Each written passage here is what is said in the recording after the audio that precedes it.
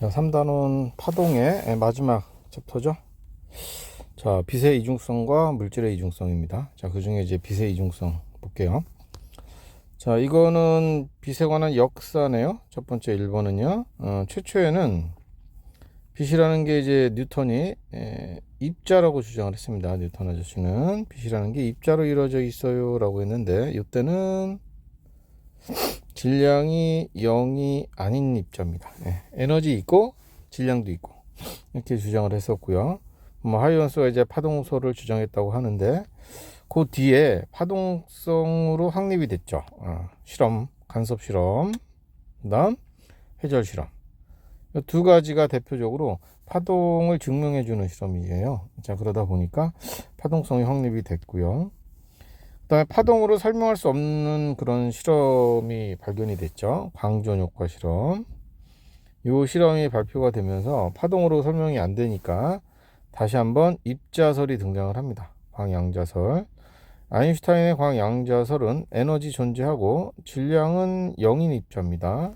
빛 입자는 당연히 에너지를 가지고 있겠죠. 질량은 없어요 라고 잡고 설명을 합니다. 현대에서는 빛이라는 게 입자도 되고 파동도 될 수 있다, 이렇게 이제 두 가지 성질 모두 가지고 있는 것으로 이제 본다, 이렇게 지금 했네요. 자, 광전 효과에 대한 설명이에요. 광전 효과. 금속 표면에 빛을 비출 때 전자가 이렇게 에너지를 얻어서 튀어나오는 거죠. 요게 이제 전자가 튀어나오는 걸 지금 그림을 그려줬는데, 이런 거를 이제 광전 효과라고 한대요. 아무 때나 일어나는 건 아니고, 특정 진동수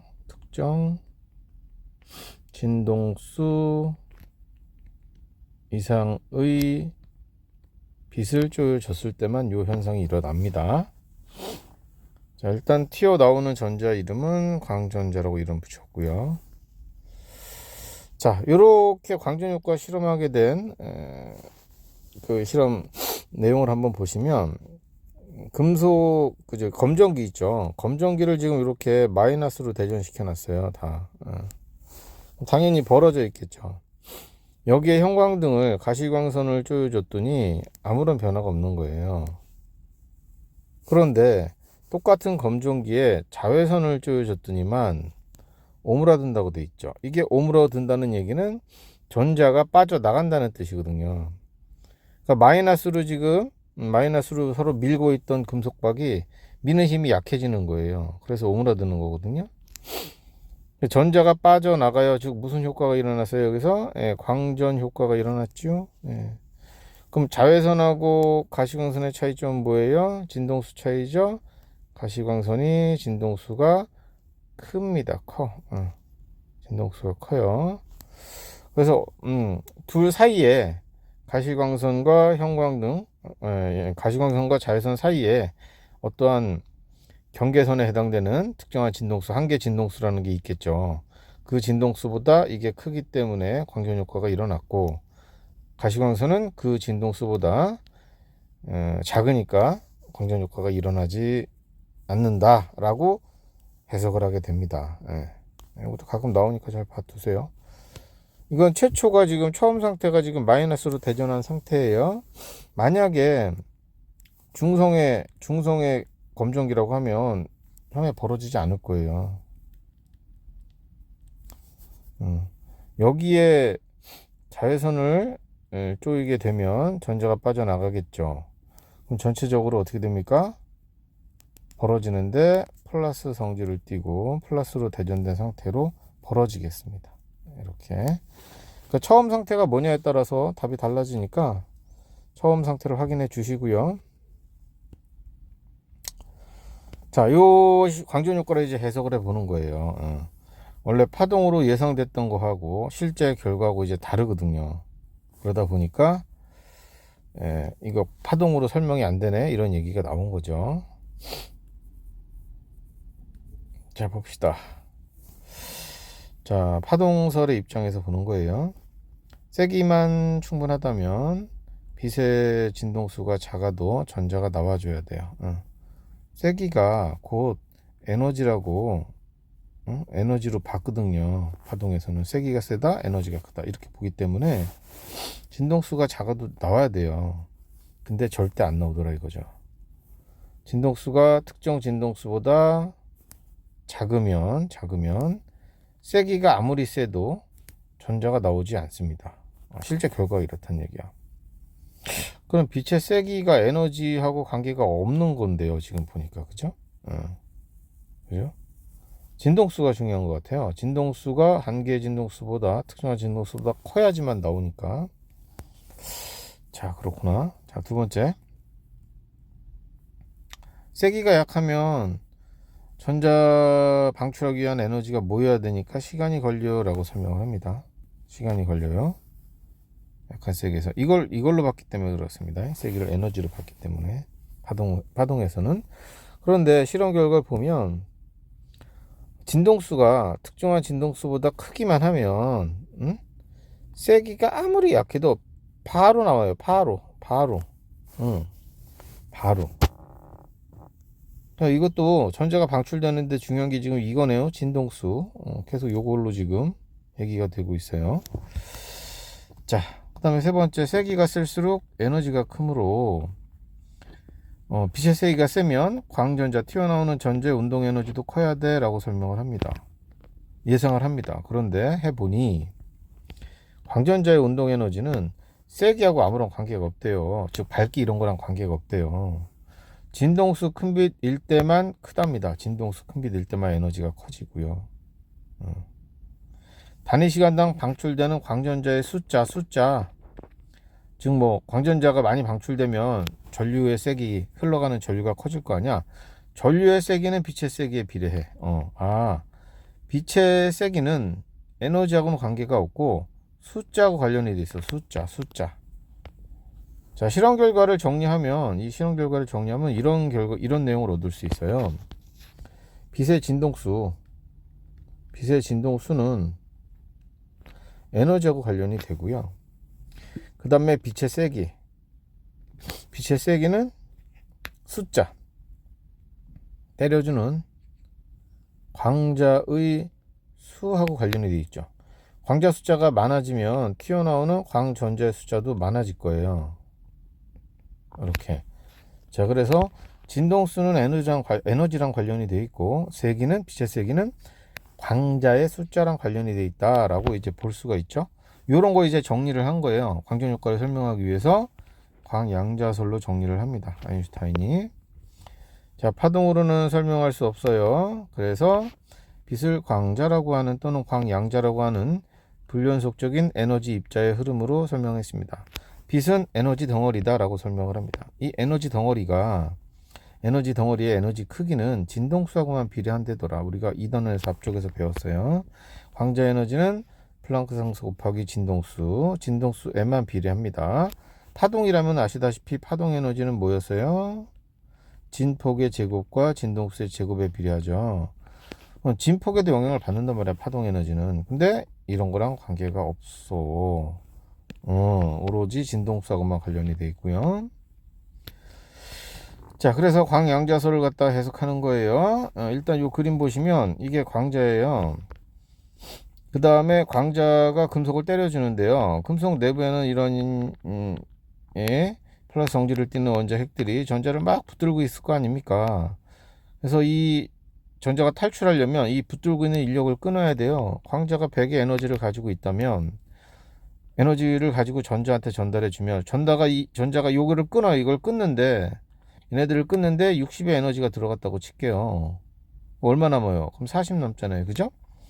그래서 여기 60만큼 써버리죠. 탈출할 때, 그죠? 끊을 때. 이걸 이람수라고 얘기합니다. 이람수. 남은 게 이제 전자의 운동 에너지가 되겠죠.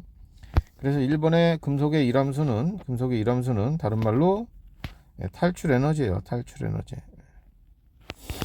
금속 표면에 빛을 비출 때 전자가 튀어나오게 하기 위해서 필요한 최소한의 에너지입니다. 라고 돼 있지. 당연히 금속에 따라 다릅니다. 금속에 따라 다르고요. 이것도 에너지예요. 에너지는 일단 이 공식을 따르니까 이람수 탈출하는 데 들어가는 에너지는 플랑크 상수 곱하기 진동수인데 무슨 진동수? 바로 밑에 있는 한계 진동수라고 합니다. 금속 표면에서 전자가 빠져나오기 위한 최소한의 진동수, 요거를 곱해주면 탈출할 때 들어가는 최소한의 에너지가 나옵니다. 당연히 요 한계 진동수다, 요 이함수는 금속에 의해서 결정이 되는 값들이에요. 방출되는 광전자의 숫자, 이 나오는 전자 숫자를 많이 하려면 광자를 많이 준비해서 때리시면 되거든요. 이렇게 광자하고 전자는 무조건 1대1로 충돌합니다. 1대1로. 이거 기본 전제 조건이에요. 금속의 전자는 셀 수 없을 만큼 많거든요. 따라서 광자가 같은 전자에 두 번 충돌하진 않는답니다. 여러 개의 광자가 하나의 전자에 충돌하지는 않고요. 무조건 1대1로 충돌하는 거야. 자, 4개 때려주면 4개의 전자가 튀어나오는 거예요. 4개의 전자가 이렇게. 자, 밝기를, 아니, 세기를 키운다, 세기를 키운다, 광자의 숫자를 늘린다, 이런 뜻입니다. 광자가 많아지니까 튀어나오는 광전자도 당연히 증가하겠죠. 자, 그 다음에 방출되는 광전자의 운동에너지는 요거 전자의 운동에너지예요. 여기 HF는 광자의 운동에너지고요. W는 이함수라고 했죠. 그래서 요식은 다시 적으면 HF-HF0로 놓고 문제를 풀어주시면 되겠습니다. 이거 시험에 자주 나오는 공식이니까 체크해 두셔야 돼요.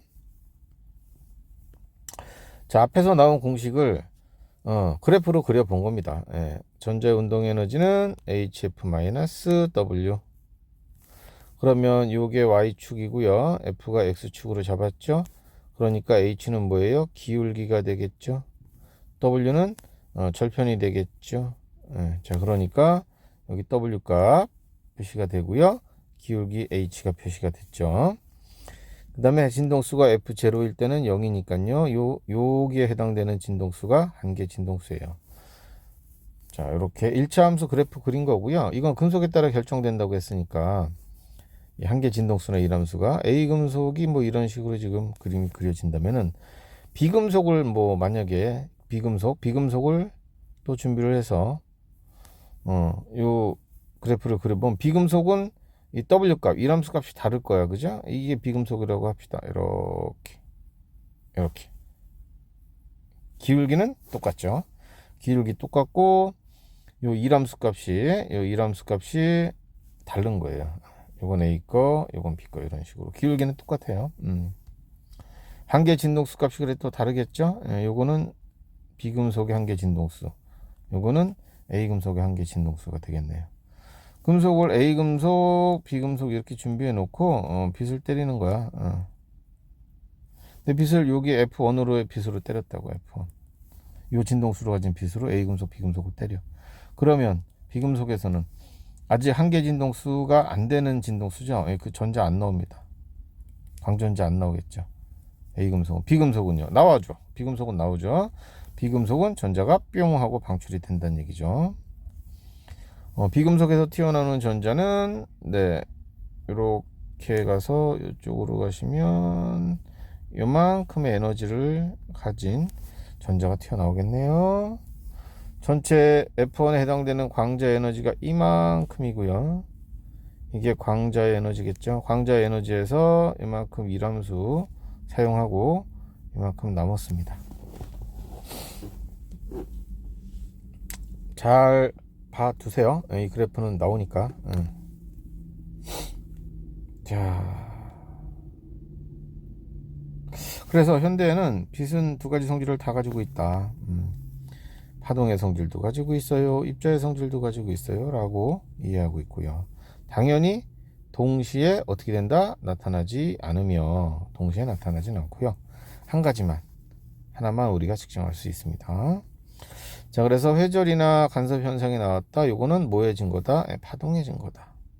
그 다음 광전 효과, 지금 배운 광전 효과는 뭐의 증거다? 입자의 증거다. 그 다음에 광전 효과 말고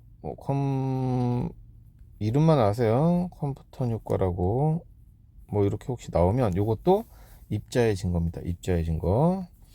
우리 입자에서 운동량, 충격량을 여러분도 공부했었잖아요. 운동량, 보존의 법칙. 예, 광자에서도 광자와 전자 사이에 운동량 보존의 법칙이 성립한다는데요. 이거는 뭐 입자일 경우에 증거죠. 이것도 그런 정도만, 그냥 이름만 정도만 이렇게 봐두세요. 자, 그 다음에요, 광전 효과를 가지고 만들어진 소재들에 대한 얘기인가 봐요. 광다이오드, 태양전지 만들 때 쓰는 다이오드. 빛을 뭘로 바꾼다? 전기로 바꾼다. 빛을 전기로 바꾸는 소자로 P형과 N형 반도체 붙여서 만들죠. 자, 광다이오드에 빛을 비춰요. 그럼 뭐가 일어납니까? 광전 효과 발생. 그래서 빛이 전기로 변환이 되는데, 뭐 그림에 있는 것처럼 광자 한 개 에너지가 반도체의 띠 간격보다 크면, 네, 광자로 전자를 때려줬는데 이 광자 에너지가 크면, 충분히 크면 올라갈 수 있네요. 그죠? 전도띠로 전이가 가능하겠죠. 네, 전자와 양공이 이제 차례적으로 발생을 하겠고요. 양공은 P형 반도체, 전자는 N형 반도체로 이동하면서 P형과 N형 반도체로 각각 이동하면서 외부열에 전류가 흐른다라고 되어 있네. 이때 빛의 세기가 많으면, 크면 전류가 더 많이 흘러요. 빛의 세기가 커지면 광자의 숫자가 많다고 했죠. 광자 숫자가 많다는 얘기는 튀어나오는 광전자의 숫자가 많아지는 거고, 광전자의 숫자가 많다는 얘기는 전류의 세기가 커진다는 얘기예요. 그래서 전류의 세기가 세면 빛이 센 빛, 이 태양 전지를 이용해서 전류의 세기가 세요. 그러면 빛의 양이, 광자가 이제 많이 터진 거니까 세기가 센 빛이에요. 뭐 이런 식으로 밝기가 밝은 빛이에요 라는 걸 알 수 있겠죠. 빛의 양을 측정했다. 밝기, 예, 밝기를 측정해요. 밝기. 예. 거꾸로. 자, 이 그림에서 보시면은 지금 보자, 하나의 셀인데, 하나의 화소인데 지금 P형과 N형 붙여놨고요. 배드 에너지를 쬐어주는 거 똑같고, 요거 보이시죠? 절연층. 그래서 이 발생한 전자가 여기 도선이 연결되어 있잖아요. 도선이 연결되어 있으면은 이제 흐를 텐데, 여기 절연층이 있는 관계로 여기 쌓입니다. 아래쪽에 쌓여요. 빛 에너지를 많이 받으면 많이 쌓일 거예요. 조금 받으면 조금 쌓이고요. 그 많이 쌓이고 적게 쌓이고를 이용해서, 어이구, 빛의 세기가 세네, 약하네, 이런 것들을 우리가 알 수가 있어요. 자, 이런 것들을 가지고 물론 태양 전지 이용할 수도 있겠지만, 여기서 물어보는 거는 2번, 이걸로 많이 물어봅니다. CCD. 아주 작은 화소, 여기 하나의 화소예요. 여기 하나의 화소. 이 화소가 수백만 개 이상을 쫙 모아가지고 규칙적으로 배열한 장치입니다. 부품으로 카메라 등에 이용을 합니다. 카메라 등에 필름 대신에 얘를 이용해요. 필름 대신에 빛의 양을 조절해가지고 빛의 양이 어떻게 들어오는지를 감지하는 거죠. 감지해서 영상으로 얘를 저장을 한답니다. 그래서 필름 대신에 현재 많이 쓰이는 거고요. CCD가 그래서 가끔 나옵니다. 일단 기본 구조를 보시면은 뭐 디지털 카메라가 나왔는데요. 렌즈를 통해서 이제 빛이 들어오겠죠. 예.